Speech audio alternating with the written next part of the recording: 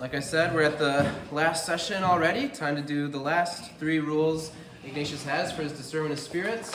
Before then, we'll do a little review and preview like always. So last week we looked at rules 9 through 11. There wasn't really an easy way to combine them all other than to say that it's just more of Ignatius helping us to keep in mind some things when we're going through spiritual desolation, but then he also talked about consolation for the first time in a long time. So he just gave us some tips to keep in mind. Now we're going into rules 12 through 14, and as I told you last time, we're no longer going to be talking about spiritual consolation and spiritual desolation. Those things are still relevant for what we're talking about, but he's not explicitly referring to them. What he's going to be doing in these last 3 rules is instead focus on some of the tactics of the enemy. We talked all the way back, I think it must have been the second session when we were talking about rules 1 and 2. By the enemy, he means there's Satan, but he means basically any spiritual reality that's trying to draw us away from God, draw us from the life that God made us for. And we're going to be basically studying game film. If there's any athletes in here who have had experience maybe studying game film before you have an upcoming game, it helps you to get a sense of what's the opponent's strengths and weaknesses, what's their strategies. If I can study that, I can be all the more prepared when the battle comes. So too, Ignatius wants to give us game film, some of the different tactics the enemy often utilizes in our life so that we can be aware of them when they're coming and we can be better defended from the attacks, and we can actually even be on the offense, as we'll see here in a moment. So we're going to start with Rule 12, and before we get into it, some of you have already maybe read ahead a little bit, and you'll notice that it's a pretty controversial rule that he gives us. It makes most people uncomfortable, understandably so. Rather than just kind of ignoring it and like skipping over it, we're just going to let him speak his own words. I'll say a little thing to kind of defend him at the end, why we shouldn't freak out basically, but then we're going to spend most of our time talking about a different image that would be, I think, better suited for kind of a modern audience. So I'll go ahead and read it so that nobody else has to feel the awkwardness of what he shares here. Yes. You're welcome. Throw the celibate under the bus for this one. This is great. All right. So the 12th. The enemy acts like a woman in being weak when faced with strength and strong when faced with weakness. For as it is proper to a woman when she is fighting with some man to lose heart and to flee when the man confronts her firmly, and on the contrary, if the man begins to flee, losing heart, the anger, vengeance, and ferocity of the woman grow greatly and know no bounds. In the same way, it is proper to the enemy to weaken and lose heart, fleeing and ceasing his temptations when the person who is exercising himself in spiritual things confronts the temptations of the enemy firmly, doing what is diametrically opposed to them. And on the contrary, if the person who is exercising himself begins to be afraid and lose heart in suffering the temptations, there is no beast so fierce on the face of the earth as the enemy of human nature in following out his damnable intention with such growing malice. All right. That's a fun one, isn't it? Obviously, Ignatius is not advocating for abusive relationships. What he's referring to here is an unnatural situation. Obviously, man and woman weren't meant to fight to begin with, so he's referring to something that should not even be taking place in the first place.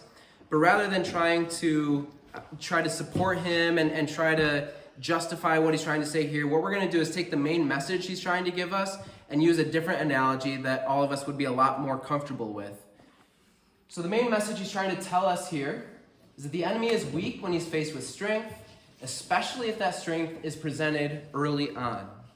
And there's 2 images here that I think will resonate with you. I think I shared it in a homily not too long ago, but it's the image of a child in a toy store as well as a snowball on the top of a mountain.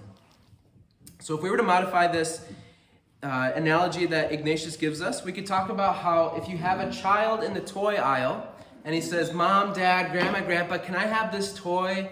And you hesitate and you ponder it, you go back and forth in your mind for a while, you take a minute and then go, "No, not today." Most little kids aren't going to say, "Well, okay, that's a rational response," right? They're going to throw a temper tantrum. The more room you give them, more wiggle room to be able to object, the harder it's going to be able to shut them down. Whereas if you say from the beginning, nope, not today, they might stomp their feet, they might be mad, but you move on. It's a lot easier to deal with that situation if you say no early on, as opposed to letting it drag out, and then trying to lay down the hammer.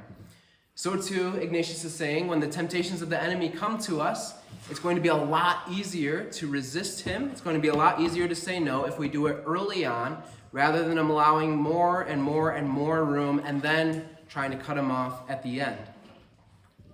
You can see the same thing if we consider a snowball at the top of a mountain. The snowball at the top of the mountain, relatively harmless, but because of gravity, if it starts accumulating more and more snow, it's going further and further down the mountain. What do you have once it reaches about that point?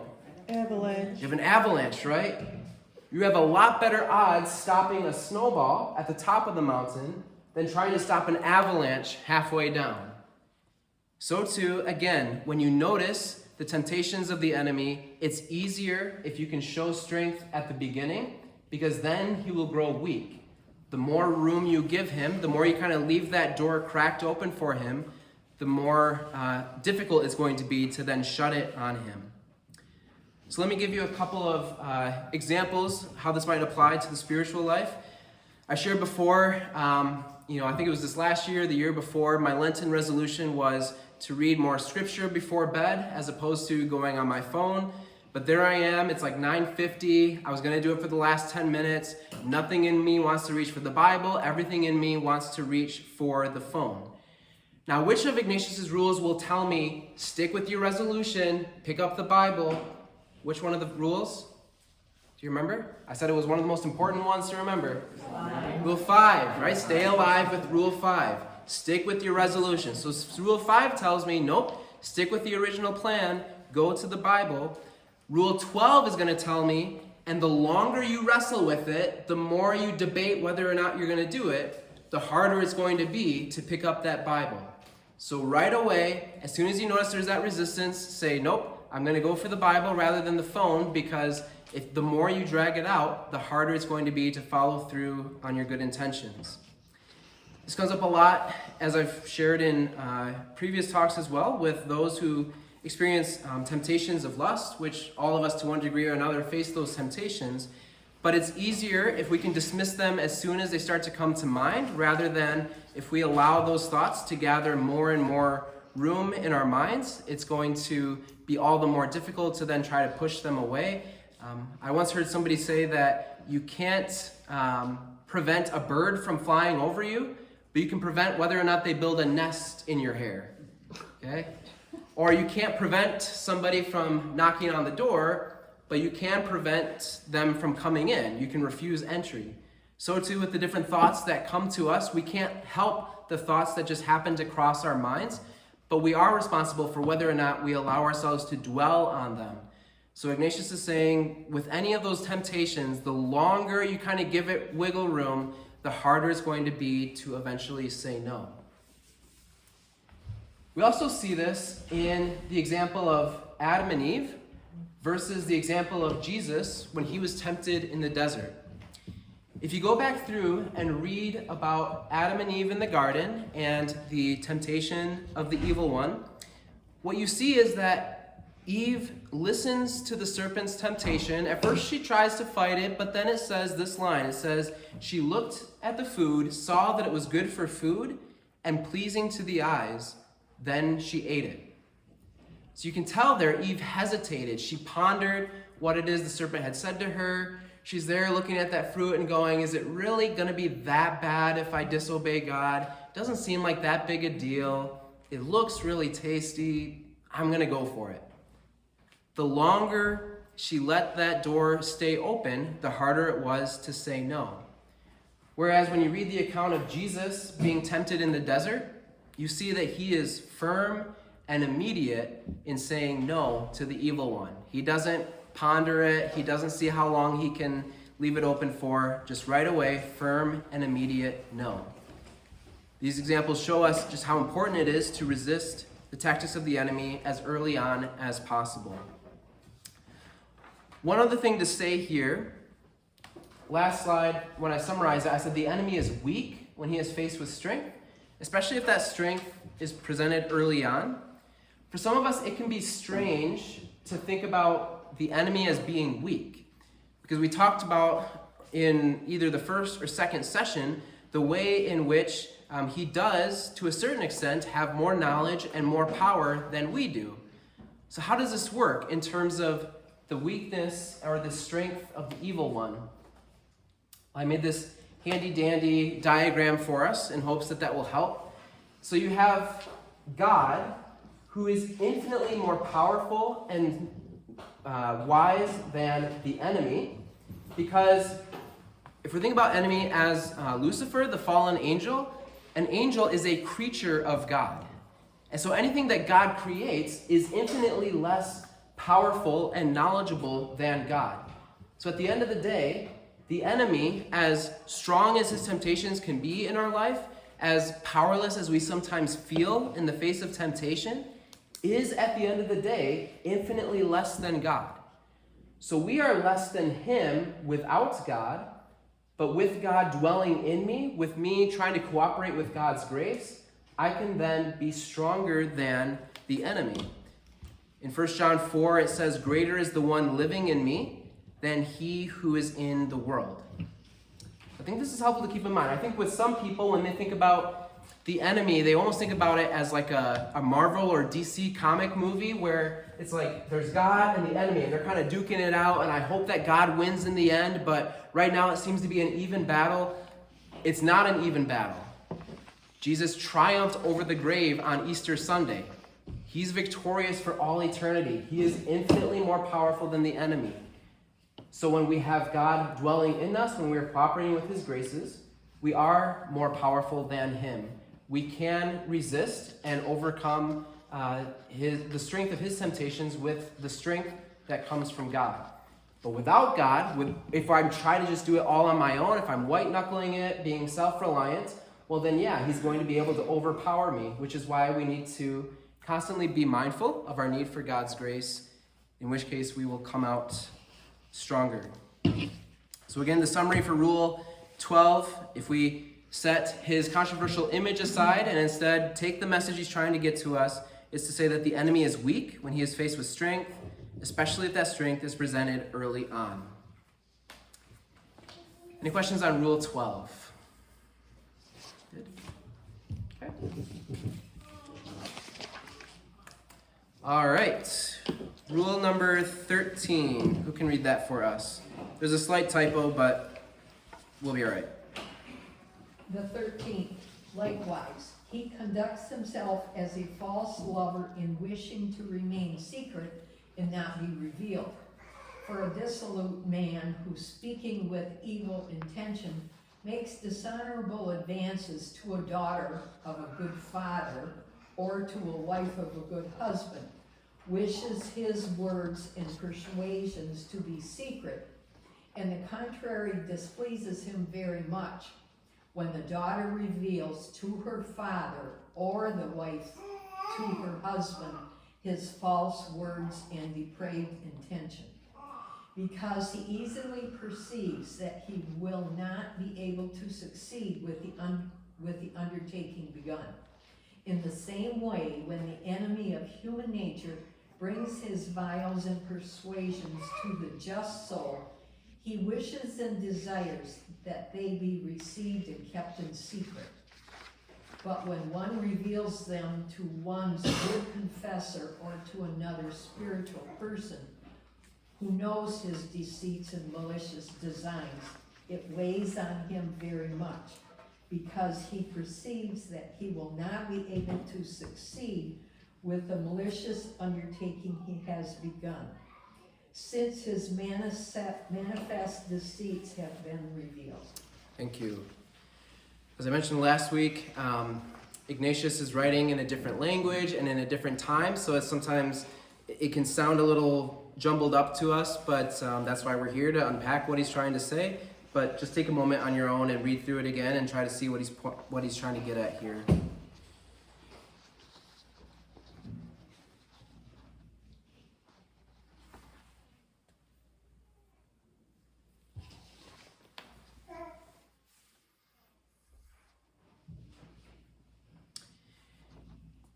if we had to boil down what he's trying to say into 4 words, we could say that he's trying to tell us, live in the light.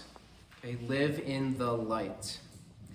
When I was in college seminary, the dorms were on 4 floors, and so every day you had to go down the staircase in order to get to the chapel. And right there at the base of the staircase, there was a sign that was taped to the wall that you were encouraged to slap, kind of like the Notre Dame Play Like Champions today. It was one of those things that you slap on your way out. It said, live in the light on the sign. The idea behind that is that, as Ignatius is trying to say here, the enemy wants us to keep it a secret, the ways that we perceive he's at work in us. And so instead of doing that, we're going to do the opposite, which is sharing our burden, living in the light with a trusted spiritual person. And I really think that along with Rule 5, this is one of the most important rules for the spiritual life. As I look back throughout the years of really trying to devote myself to more serious prayer and learning these rules and trying to apply them in my life, I can really say that Rules 5 and 13 have made the most significant impact on me. Rule 5, sticking with my resolution even when I don't feel like it. Rule 13, living in the light, sharing difficulties when they come. So living in the light is something that is not just limited to what Ignatius is referring to here in the spiritual life. There's many different ways in which we experience struggles that we find healing through by bringing into the light, by sharing with somebody, bringing it out into the open. So for instance, in the circles of AA, Alcoholics Anonymous, there's a phrase, you're only as sick as your secrets, right? And so in AA, you are encouraged to bring your challenges out in the open and have that community to hold you accountable and to help encourage you. So in that setting, living in the light is helpful for the journey of sobriety.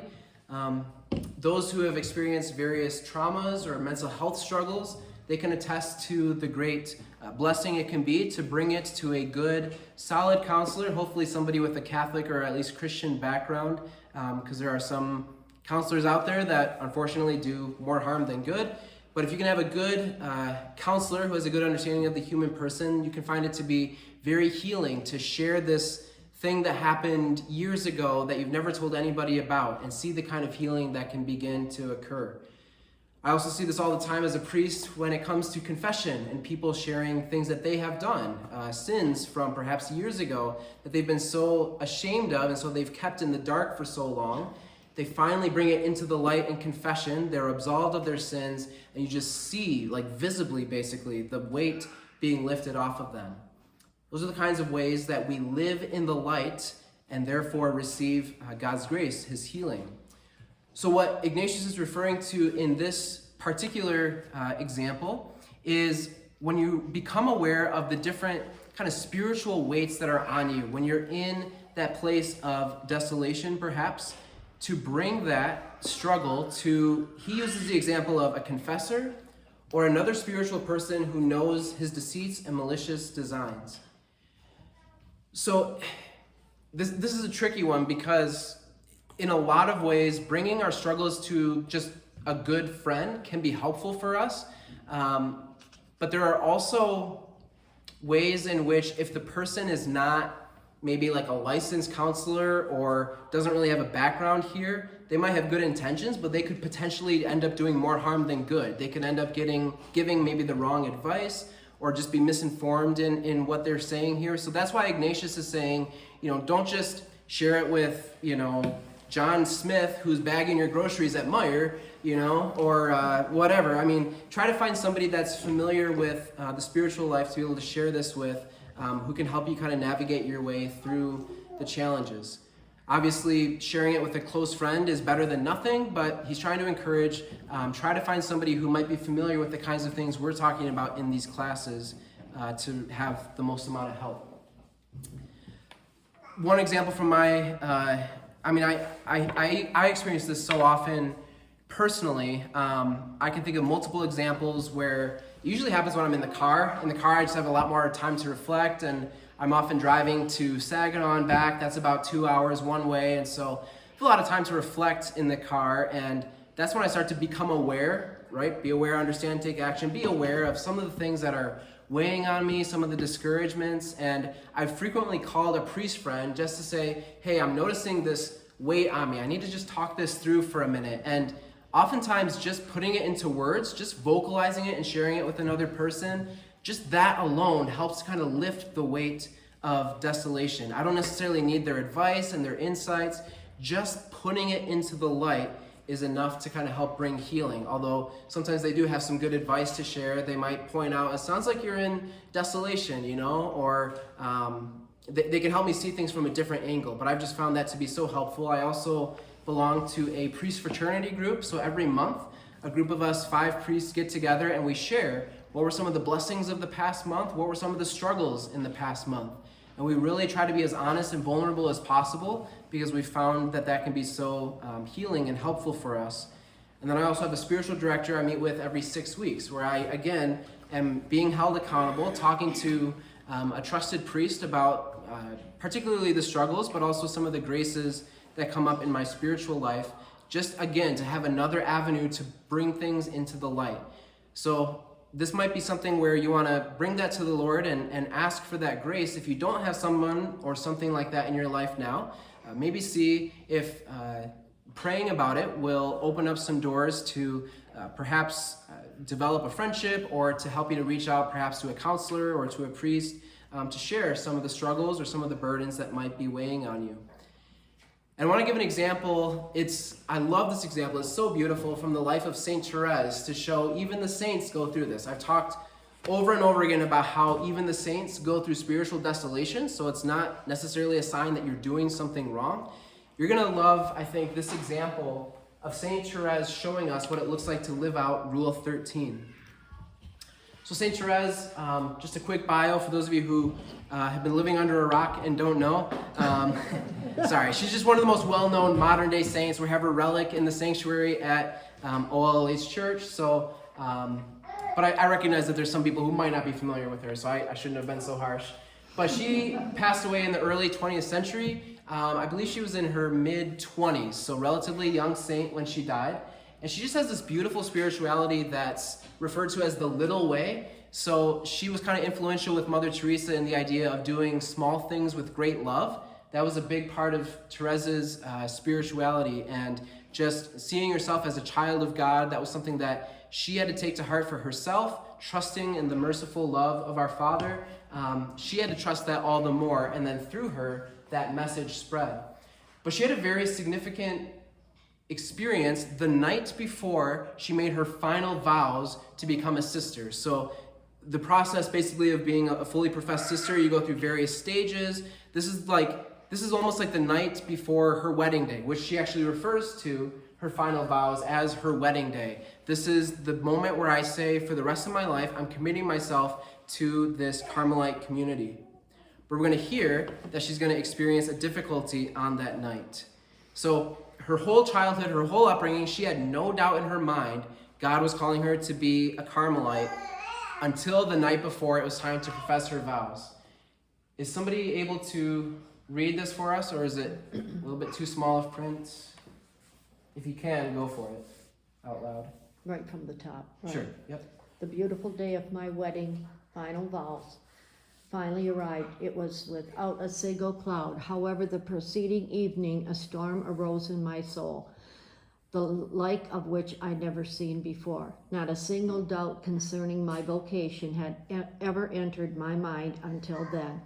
I found life in Carmel, and to be very beautiful, but the devil inspired me with the assurance that it wasn't for me and that I was misleading my superiors by advancing on this way to which I wasn't called.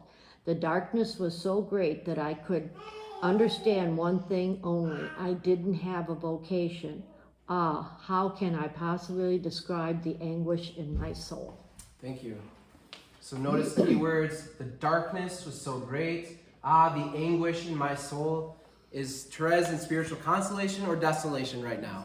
Desolation, right? So she's tempted, as we're going to see in just a minute here, to keep this to herself. So we're going to see what Ignatius would say with Rule 13. Can you go ahead and keep reading for us? It appeared to me that if I were to tell my novice mistress about these fears, she would prevent me from pronouncing my vows. Okay, pause right there. It appeared to me if I were to tell somebody about this, she was going to say, nope, you shouldn't move forward. You can tell that's a temptation of the enemy. Don't bring this to somebody because it might not end up working out. She might tell you you're not supposed to do this. So you can see there how Satan is getting into her mind, trying to prevent her from moving forward, okay? But she's going to luckily choose Rule 13. So go ahead and keep reading. I asked the novice mistress to come out of the choir, and filled with confusion, I told her the state of my soul. Fortunately, she saw things much clearer than I did, and she completely reassured me. The act of humility I had just performed put the devil to flight, since he had perhaps thought that I would not dare admit my temptation. My doubts left me completely as soon as I had finished speaking. That last sentence, my doubts left me completely when? As soon as I had finished speaking. Just putting it out there, I'm having some doubts, I'm having some difficulties, just voicing that to somebody lifted this great anguish of soul that she was in, this great darkness that she was experiencing. She lived in the light, and just as soon as she said it, she was already starting to experience peace, okay? And then we'll get to what happened on, well, there's one last thing that happens before her day of profession. Can you finish that up? I still wish to confide my strange temptations to my mother Peorius, who simply laughed at me. In the morning, I felt as though I were flooded with a river of peace, and it was in my peace, which suppresses all understanding, that I pronounced my holy vows. All right, thank you. I love this. Like, Mother, I'm experiencing this temptation. I don't think maybe I'm called to be a Carmelite. She simply laughed at me, right? Yeah. She's like, obviously that's not true. Obviously this isn't coming from God. So she laughs. She goes through with it, Rule 5, right? And she experiences this peace. She says the peace that, as St. Paul writes, is a peace that surpasses all understanding. That's what happens because Therese experienced Rule 13. Imagine for a moment, it's scary to think about, but imagine if Therese had not followed through with Rule 13. If she just kind of kept this to herself, perhaps she would have never moved forward with professing her vows. Perhaps she would have professed it, but spent her whole life wondering, did I make the right decision or not? I don't know if this is actually for me. It's because she followed through with Rule 13 that she was able to experience this peace. And that's why it's so important for us to consider that as well. And you might be wondering at this point, what kinds of things ought I be open to sharing that perhaps Rule 13 would apply to? So these are some things that you might want to keep in mind in that first bullet point. Is there a memory, a fear, a burden, a doubt, or a pain that you haven't yet shared? Something that might be blocking you from more fully receiving God's love and healing.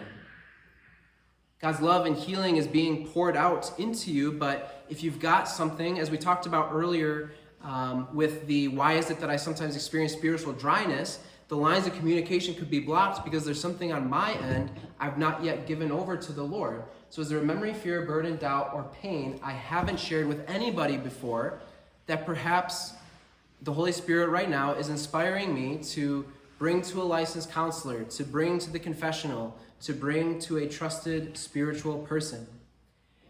One last thing here for us to keep in mind is just like St. Therese had these excuses that came to her of why she shouldn't bring this to the light, so too you and I can think of all sorts of reasons not to share this thing that we know God wants us to share, but we're going to come up with all sorts of reasons to justify not sharing it. For instance, they're too busy. Right? Father, he's too busy. He does so much work. I don't want to burden him with one more thing. Too busy. Or I'm too busy. I got so much going on right now. Just now is not a good time. And maybe that is true to an extent, but if it's been months, if it's been years, is it really the case that you're too busy, or is there something else going on that's preventing you from bringing this to the light? Maybe they're going to laugh at me, or they're not going to be able to understand me, or they won't respect me in the same way again. Those are very real fears I think all of us experience. I know I experience it sometimes when, I'm going to confession to someone, like, oh gosh, what's this priest going to think of me? And, is he going to yell at me? Is he going to laugh at me? Is he going to be able to sympathize with me? That's part of our human nature, is wondering how the other person's going to react. But a good counselor, a good spiritual person, that's why Ignatius is saying, don't necessarily just air this to a random person, but somebody that you find trustworthy, a good listener, a well-trained spiritual person. A lot of them are going to respect you all the more for being honest, rather than being repelled at your honesty and your vulnerability. Or another excuse we might come up with, there's nothing anyone can say that can change things anyway. And again, there might be some truth to that, but at the same time, look at all these examples of how even just putting it out into the open does so much to help a person, even before the advice comes, even before circumstances change. Simply bringing it out, living in the light with someone can do so much to help you through one of those difficult times. So, in summary, with Rule 13, when you recognize the possible ways that the enemy is at work in you, live in the light. Okay. Any questions there with Rule 13? All right, the last rule. Here we go. Rule 14. Can somebody who hasn't read yet read that for us? The 14th. Likewise, he conducts himself as a leader, intent upon conquering and routing what he desires. For just as a captain and a leader of an army in a field, pitching his camp and exploring the fortifications and defenses of a stronghold, attacks it at the weakest point. In the same way, the enemy of human nature, roving about, looks in turn at all of our theological, cardinal, and moral virtues. And where he finds us weakest and most in need for our eternal salvation, there he attacks us and attempts to take us. Thank you. Give you a minute to review that on your own.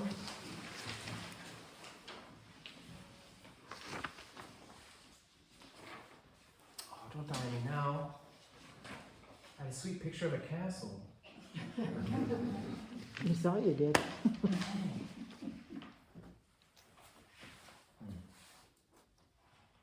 Try turning it off and turning it back on again. That's what IT would tell you. Yeah, exactly. And then they'd send you a bill. Then you lose it all. Whatever. It's thinking. I was really excited to show you the castle. That's okay. So, if you remember all the way back in our first session, we talked about how Ignatius was a soldier. We talked about the vanity he had in wanting to have great honor bestowed upon him by being a high-ranked soldier. So he's familiar with this battle imagery. He's familiar with the castles that would have served as a defense.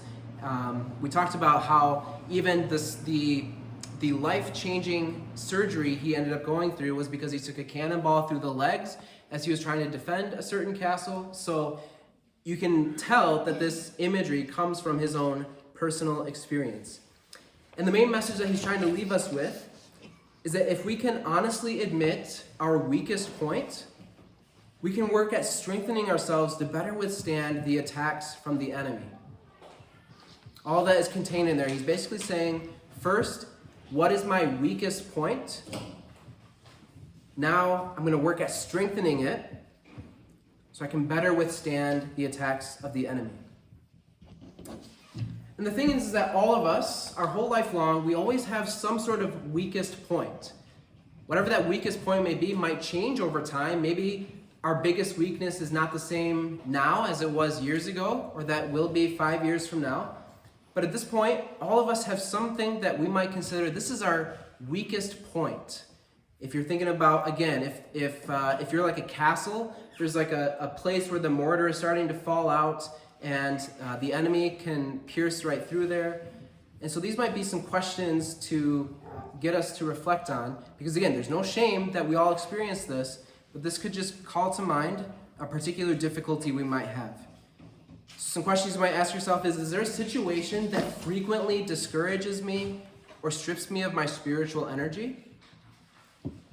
Are there circumstances where I often become afraid or anxious?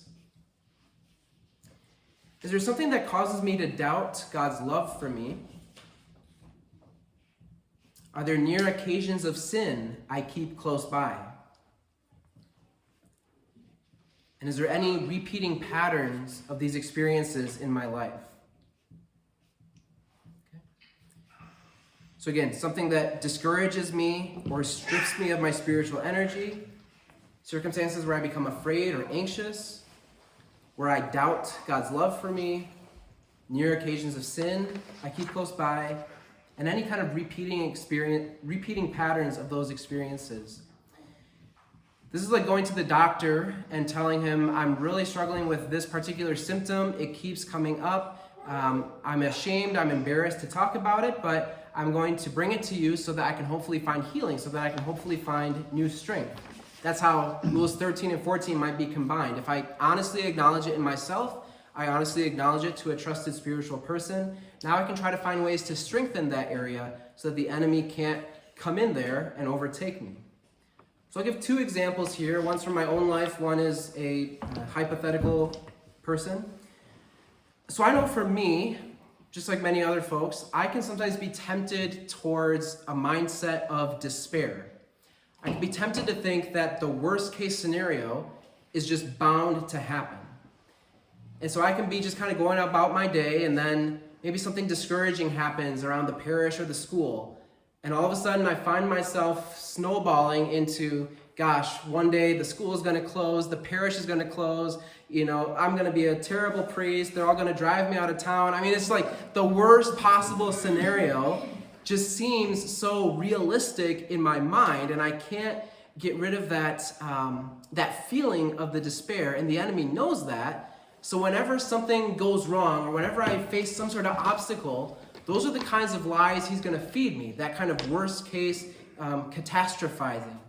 So I know that I need to be strengthened in the virtue of hope. I know that I need to work on better trusting in God's providence and grace. I got to strengthen that area that is often a place where the enemy gets at me, so that he can't overcome me with despair like perhaps he has in the past. Let me share another example. So this is a fun one. Whenever Kathy's in-laws come over for the holidays, her anxiety goes through the roof. Her time and energy are so focused on hospitality and keeping the peace that she doesn't make time for prayer. To cope with the added stress, she also overindulges on food and drink. As time goes on and she notices this pattern, she identifies the stress of hosting her in-laws as a weak point, a place where the enemy frequently comes in and seeks to lead her astray. After coming to this awareness, she reaches out to a trusted spiritual friend, that's Rule 13, about her observation and gets some advice to help her be better prepared for the next visit. So again, there's no shame in having a weakest point, something that frequently causes us to be discouraged, afraid, anxious, etc. We've all got something like that. We want to be able to honestly acknowledge it, bring it to the Lord, ask Him to help us to be strengthened in that area, so that as the enemy is kind of circling around us, looking for that weakest point in our defenses, he won't be able to get in as easily as maybe he did before we were trying to strengthen ourselves. That's all I got for Rule 14. Any questions on that rule? All right, so just to kind of wrap things up, bring it all back full circle. My hope is whether or not you retained all of this, and I doubt that we all retained what every single rule is, all the material from it. It takes a long time to really sink in. I hope at the very least, these conversations helped inspire you to want to grow in your prayer life.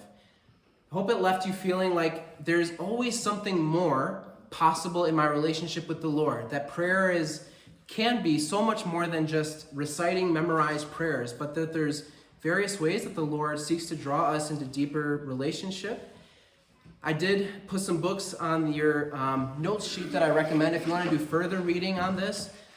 Father Timothy Gallagher is somebody that I drew a lot of material from. So a lot of his examples, a lot of his the ways that he teaches things with different metaphors and whatnot, I borrowed heavily from him. So he has several books